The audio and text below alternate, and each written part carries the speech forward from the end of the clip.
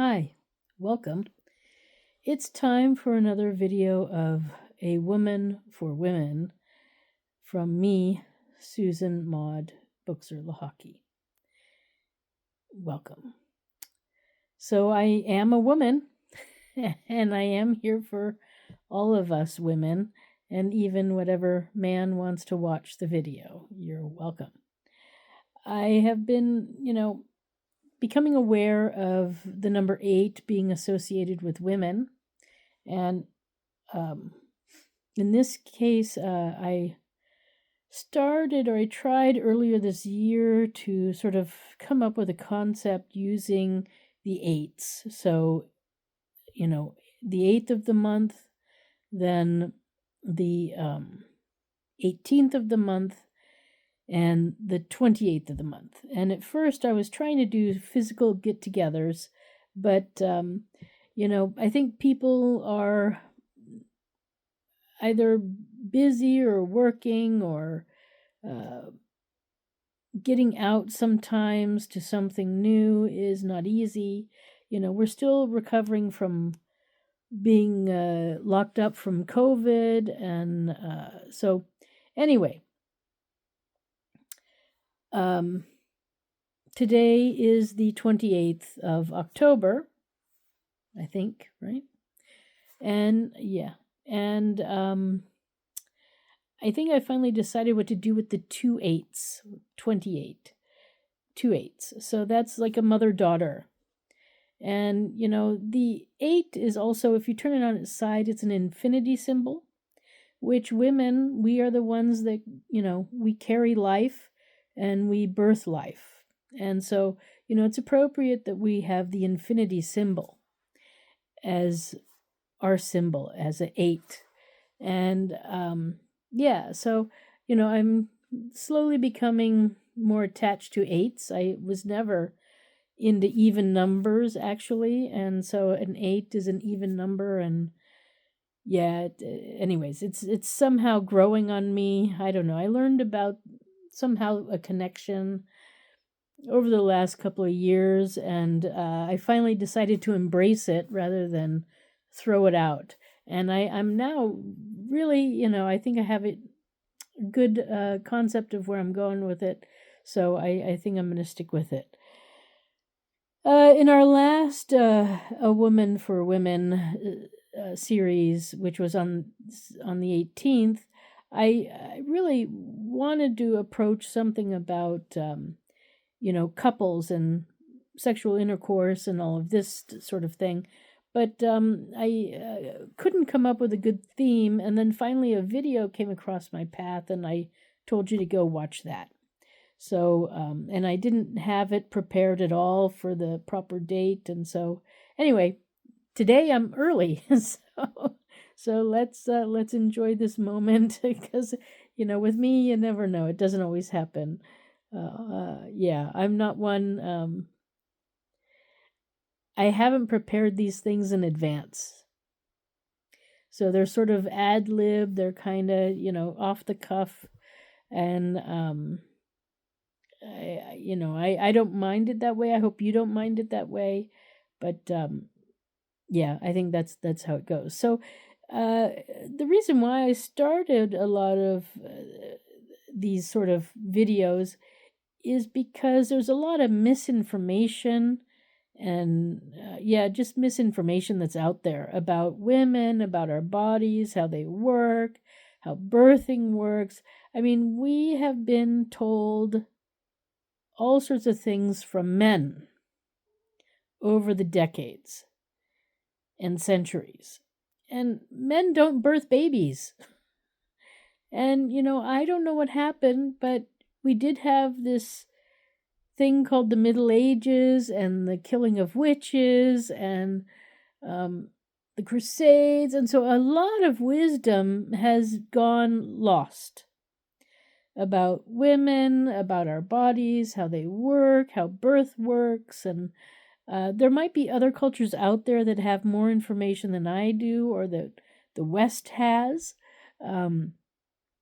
But right now, I'm just trying to get information out there for the young women who are in need of real information. And not something fancy with all sorts of lights and glimmer and gadgets and stuff, but just reality. And so that's why I'm making these videos. It's what I had been needing growing up. And so I don't want any more women growing up the way I did, not knowing anything about anything, and expecting that men know everything when they absolutely have no clue.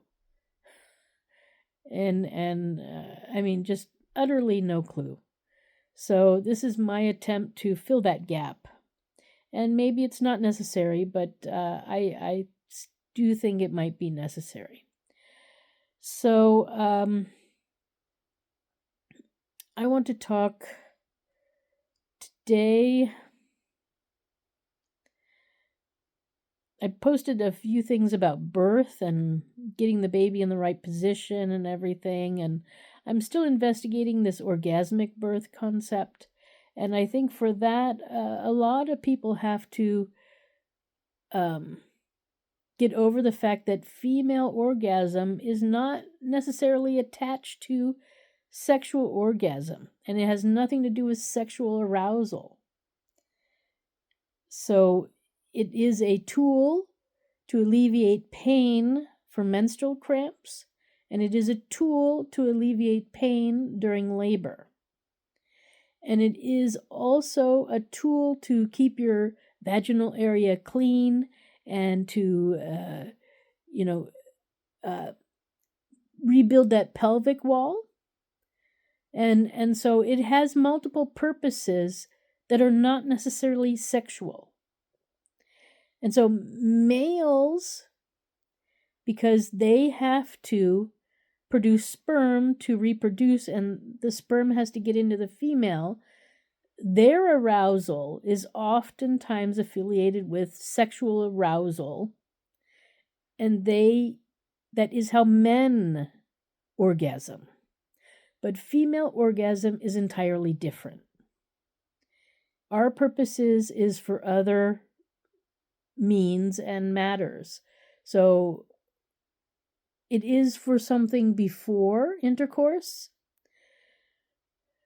so that the vaginal area is lubricated and swollen and everything is ready for then the man to enter.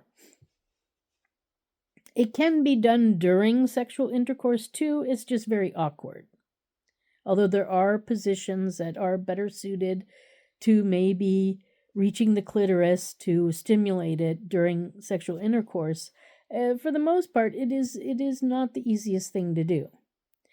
And I think most of you can agree with that, although maybe I'm wrong, but I'm not a sex expert, and so if anybody has any information, please put it in the comments so we can all share and learn, okay? But it could be used for after intercourse if you plan on getting pregnant, because apparently the cervix then dips into the semen, and they say it doesn't work, but you know what? They say a lot of things out there, and a lot of it is to deter people from doing all sorts of things. So stop listening to the general medical advice that we've been hearing for the last 40 years, because a lot of it's lies and BS.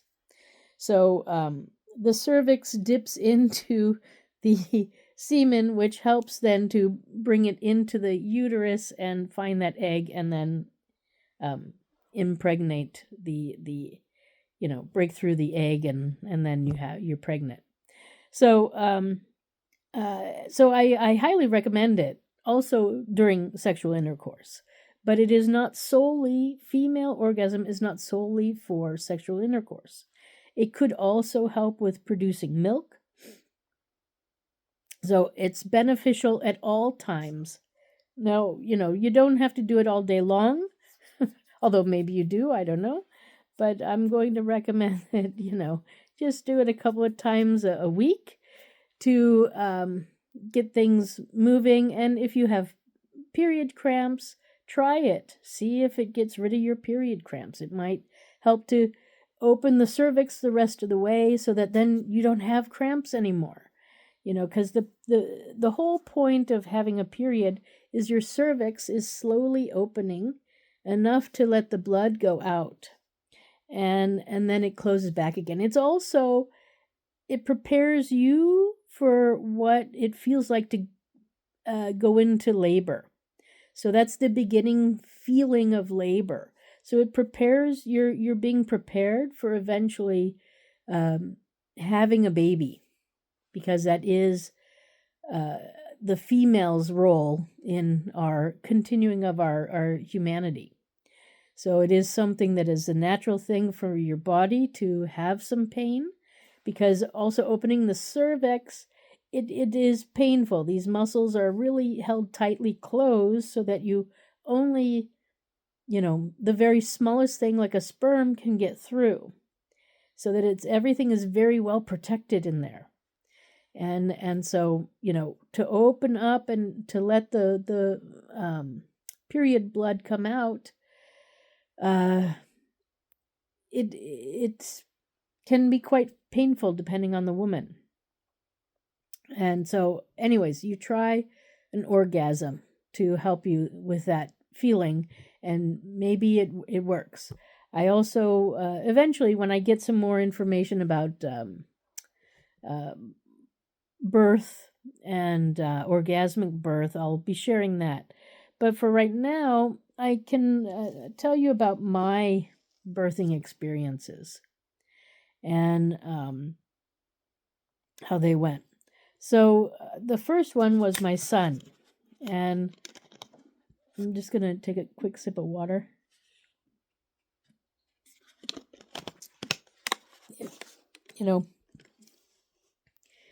He was 2 days over his due date, and so I was really ready. And I woke up in the middle of the night, and my water had broke. Now, back then, this was 25 years ago, I didn't know a lot about how the female body works. And so when I was thinking, my amniotic sac broke and that, things were progressing in that way. But that's not the case. Oftentimes, that gush of water that we feel when we do go into the starting parts of labor, it is water breaking. But it's also the same water that breaks when you have this squirting that goes on.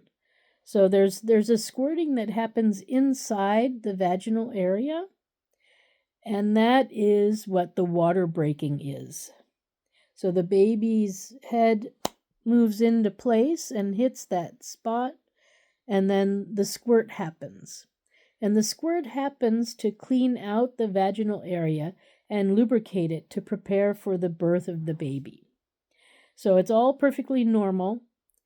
It can also be the amniotic sac. But I'm going to say for the most part, it probably is not. And I only realize that now from having time to think about the whole birthing process and the things that I know that are happening in the body, in a female's body, and things that people have discovered that they can do with the female body. And then if you think about how the things work together, you begin to understand how they're not all associated with sexual intercourse, which for men, that's their main part of creating a new life, is intercourse. And so they think everything is about intercourse, but it's not. A lot of it is, especially for women, is about birth. And this is one thing that, yes, it can be triggered during intercourse, but it's actually about birth. And that's the water breaking. So, anyway. So my water broke, labor began, and, it wasn't so bad at first. And we had already packed up all of our things, so there wasn't much to do. I think I started cleaning because I didn't know what else to do. But that's apparently what you do. It's called nesting, right? So that's perfectly also normal. For most, I mean, I'm not the best cleaner, so I have to admit that I don't know if if that's so normal for me. But anyways, it's what happened, and then we or I should say the pain started getting worse, and finally, they were at a point where I just I was really uncomfortable, and I said, let's go. So then we headed out to the hospital, and we're there checking in, and apparently I was only like maybe 2 centimeters dilated. I don't know. It wasn't hardly anything, or maybe 4 already. I don't know. I can't remember anymore. But I was already feeling, I mean, I was just aching everywhere. I got all these pains. And see, had I known about orgasmic birth, or the concept of orgasming while birthing, I could have done something and maybe prevented a lot of the pain that I was feeling. But on the other hand, my husband at the time, he massaged my back and was really supportive. So I was lucky there. I had a very supportive husband during the process. We just were ill-informed about different possibilities. And, it was sort of, water birthing was just starting to get popular, and I had thought about that, but then I was like, yeah, I don't know. And I'm kind of glad I didn't do it, because in this case, then he was more involved. He was sort of like a hay bomb, so what do you call it? A doula, I guess, a doula. And he was really supportive and getting me what I needed and massaging me, and yeah. But so, they get you in there and they put you on an IV, and you're on the bed, but the bed is really the wrong place to be. And this is why, in a previous video I said I did it all wrong, and nobody gave me real good tips on what to do. So that's why I'm doing this video, to give you tips on what to do. Standing, dancing, moving, sitting up is best. Lying down on your back is going to drag the whole thing out. Getting an epidural, which is what I did also with my first birth, doubled the time. I probably could have been done in 6 hours, but I got that epidural and I couldn't feel anything, which was great, but I couldn't feel anything. So then it took more like 12 hours. And, as your body prepares for the birthing process, it has to clear the way. So you usually poop and pee, and just everything has to come out of the way so that the birth canal is free and can move, the baby can move through it easily. So the water breaks, then the cervix is slowly opening, especially for the first pregnancy. After the first pregnancy, it usually everything goes quicker after that. And I guess I'm going to say that because people are having epidurals, and because women are lying on their backs and not sitting up, not walking around, and not dancing, and I'm not 100% sure that water births are the best thing either, because that kind of keeps, how can I say it? It keeps the pressure from below. It holds your belly up. so that the baby then has to push against that water pressure up. So I'm going to disagree. I'm going to say that water births are not as, it's not the natural human way. I don't think. Although maybe there's somebody out there who has some points and they could argue that with me, but no. So I say that because recently I had a car accident where I was oh, and I just want to quickly say this. There's a safety belt that I saw for pregnant women. I think I posted it on Facebook. And it takes the safety belt down between your legs so that the pressure is not on your belly. And this is, I think it's really good. And even for women in general, I think this is a great idea because I got into this car accident and the safety belt, where the safety belt was, is where most of my problems were, where most of my bruising happened. So, yeah, definitely find out about the safety belt if you're pregnant, to get the safety belt off your belly, and then get this thing, because it then just goes into your legs, which, your legs don't have major organs going through them, so your organs won't get damaged. So it's really, I'm going to actually look into it because I'm a short lady too, and the belt, could strangle me. So, I have trouble with this safety belt system that we have. But anyways, so where was I? No, I forgot. Well, that was more important to say anyways. So,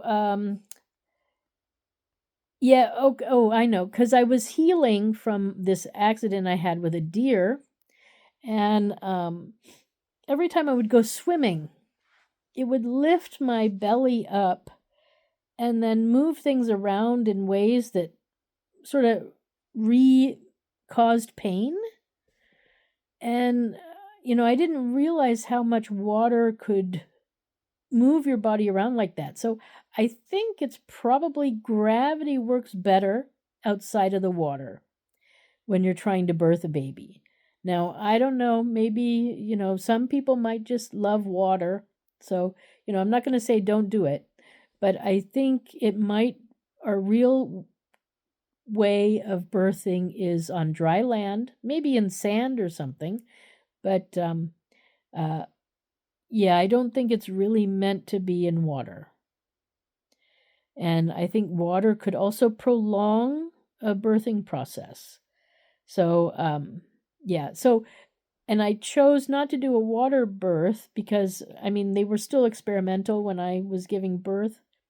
And then I wanted my husband at the time to have the ability to be near me and to be part of it. And when you're in the water, oftentimes you can't have your family in there. Now, some places allow it, some places don't. But where I was, it probably was only possible that I got in. So I am actually happy that I did a dry birth, although I did it completely wrong because I was on my back most of the time. And I got the epidural, which just made everything last a lot longer. And it, yeah. I felt nothing. And eventually we got to a point where the doctor said, okay, push. And, I felt nothing. So I moved. I don't know if I pushed, but I moved into a position that maybe seemed like pushing. But there was no way I couldn't feel anything from my belly button down. So, I that part, I regret because I missed the opportunity to fully experience birth. And yeah, it might have been painful. And my second birth was definitely painful, but it was much shorter. It was only like 4 hours rather than 12, and or maybe 4.5. I can't remember exactly the times, but it just went much quicker. And because I'd been through the first one, I knew how it worked. So, the second one, you're anyways more confident. But But if I could do something different with the first birth, I would definitely not do the epidural. And then, it would have been more painful, but it would have been better, I think, more involved. Because, yeah, I mean, you still feel uncomfortable with the epidural, but, and you still feel waves of something, pressure and whatnot, but it's not painful. And then with epidurals, too, there's a risk of damaging nerves and even paralysis eventually. Sometimes it doesn't go away. So, there are lots of risks with an epidural. And, women have been giving birth throughout their centuries. So I think the biggest thing that I did wrong was lie on my back. But that's how they did it where I was birthing. And, I was trusting them to know what they were doing. And I guess, a lot has changed. In the West, we've become more aware of different things, and it's pretty amazing. So I do think that orgasmic birth is the newest concept, and I think it's appropriate. And it's to help move the baby through the birth canal and to also reduce pain.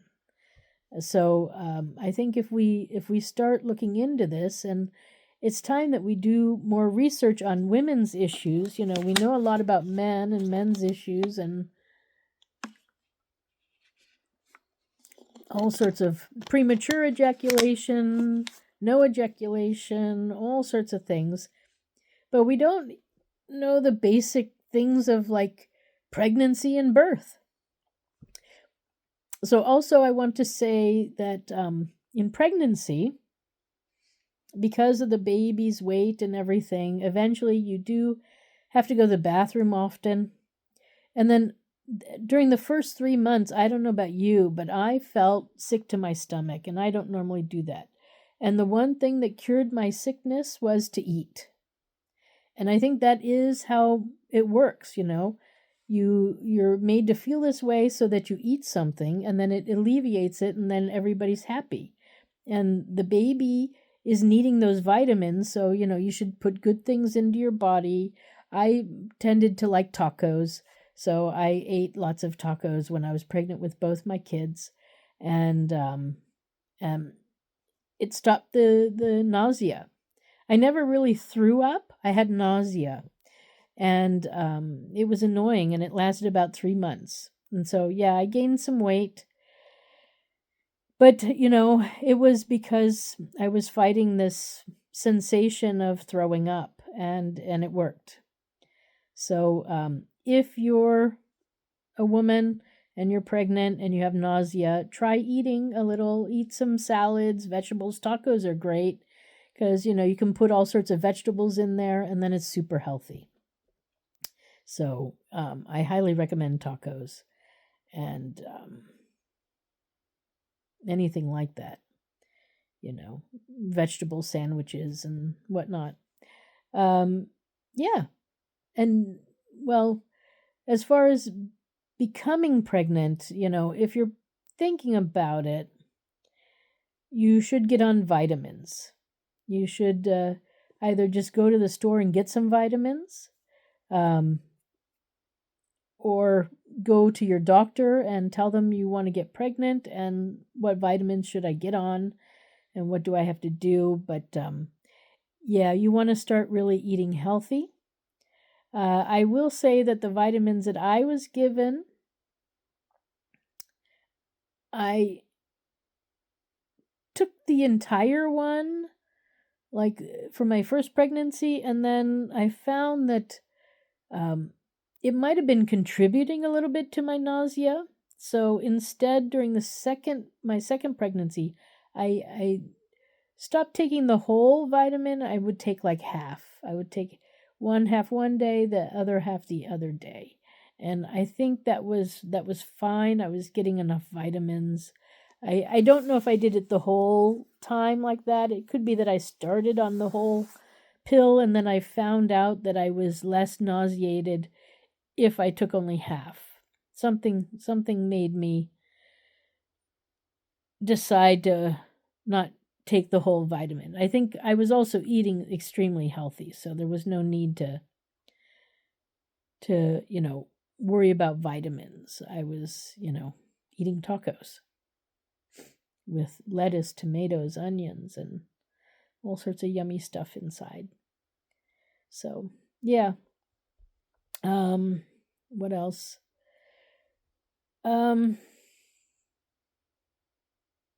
Yeah, I guess, that was kind of it. What I will say is that because of the epidural, I pushed. Supposedly, I mean, I moved in a way that seemed like pushing, and then eventually they said, "Oh, he's out," and but I didn't feel anything.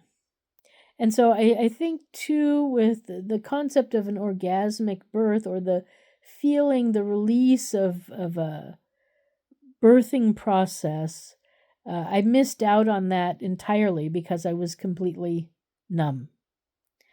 So if it is worthwhile to go for the natural birth, if it is your first birth, I can understand being nervous and not knowing your pain threshold.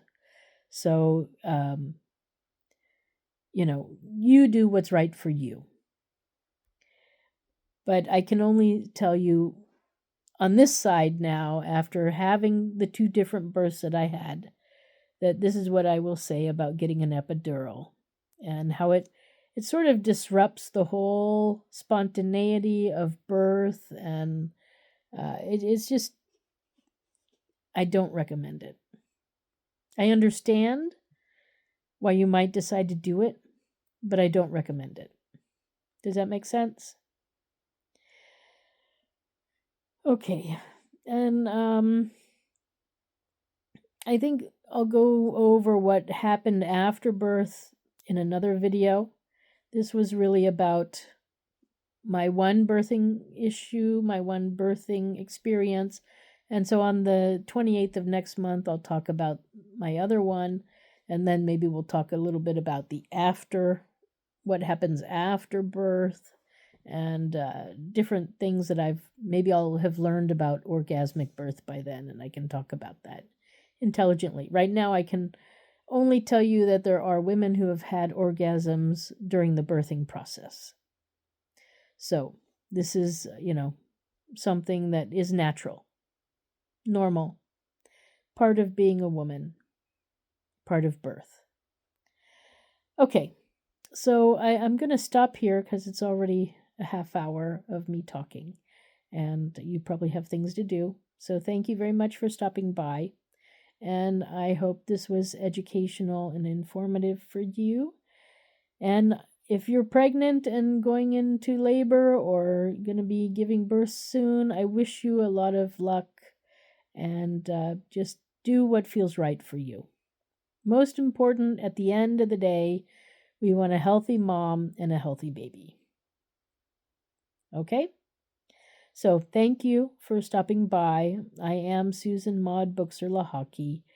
I have a Facebook pages, but there's one that's I'm very active on right now, and I have YouTube pages where you're probably watching this from.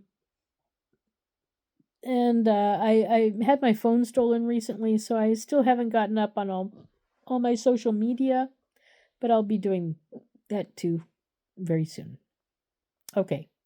So I'm tired. It's late, and I wish you a good day, night, whatever time it is you're watching this. Thank you. Take care. And eat tacos. Okay. Bye for now.